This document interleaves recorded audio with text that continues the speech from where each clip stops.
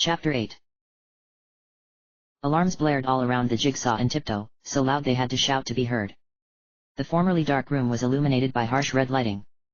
The screens around the room were lit up, flashing a word in the old language that neither of the two ponies recognized. "What have you done?" shouted Tiptoe. "I don't know. I must have set off an alarm," Jigsaw shouted back. "No, really. Look, there's a chance I can still fix this. Not all of the systems have been locked down. If I can just get..." Jigsaw closed his eyes in concentration.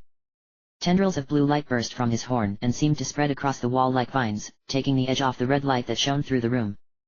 The tendrils of energy seemed to wiggle their way into the various cracks and gaps in the surface of the wall. Some of the monitors stopped flashing and instead displayed lines of text that flew by far too fast to be read. A swirling cloud of blue light appeared around the unicorn and soon he was obscured from view.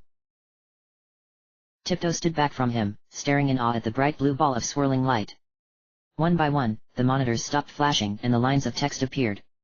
Eventually, all the monitors were displaying the rapidly moving text. Then, without warning, all the monitors went dark, and the red light was extinguished. The room was illuminated by the swirling blue light coming from Jigsaw, but even as she watched, the light spun slower and slower until it faded away. The blue tendrils shot back into Jigsaw's horn and he collapsed to the ground. The room went dark. Tiptoe ran over to Jigsaw's collapsed form, barely visible in the darkness. He was breathing, but unresponsive. Suddenly, the room was flooded with light. The monitors all around the room had flared to light, each one showing the same image.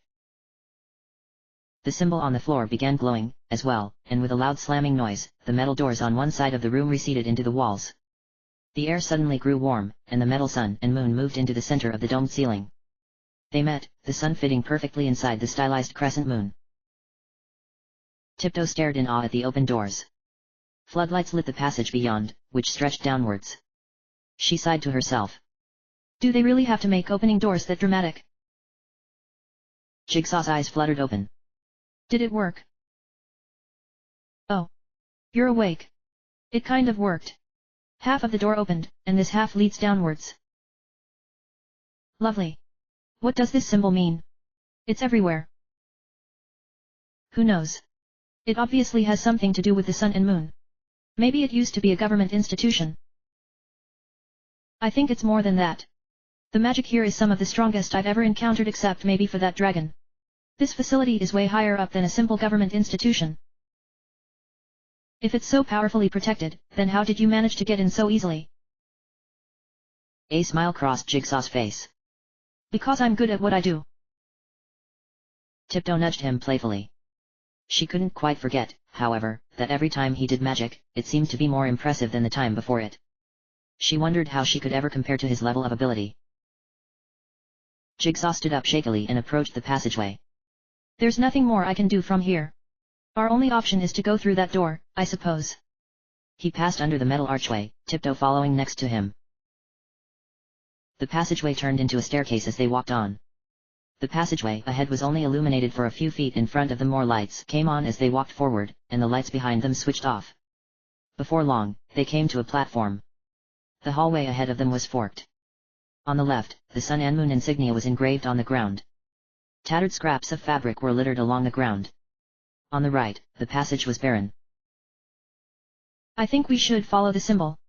It seems like it's led to good places so far," Tiptoe said. Jigsaw shrugged. "I don't really see why not."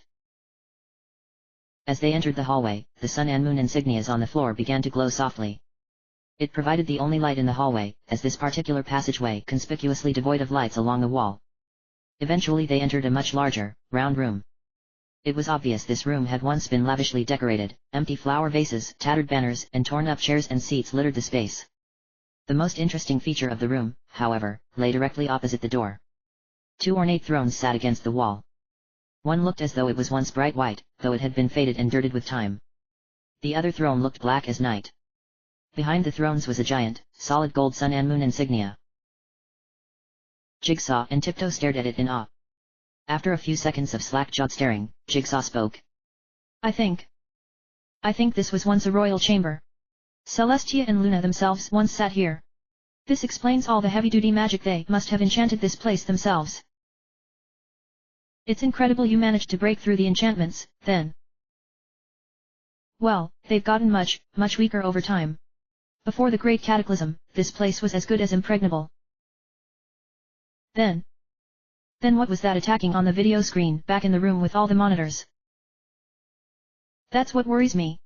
If something powerful enough to get through those enchantments exists, I don't even want to think about what it could do. They walked up to the thrones and noticed a small stone platform in between the two seats, this one strangely RV'd. Tiptoe walked onto it. A low buzzing sound could be heard emanating from the platform, but other than that, the room remained unchanged. Jigsaw walked onto the platform to join her. What do you suppose this could be for? It doesn't seem to do anything, Jigsaw said, prodding the stone surface with his hoof. The room was filled with a brilliant golden light. The stone surface of the platform appeared to turn to clear crystal, beyond which stars could be seen. Then, the crystal opened up, and the two ponies were sucked inside.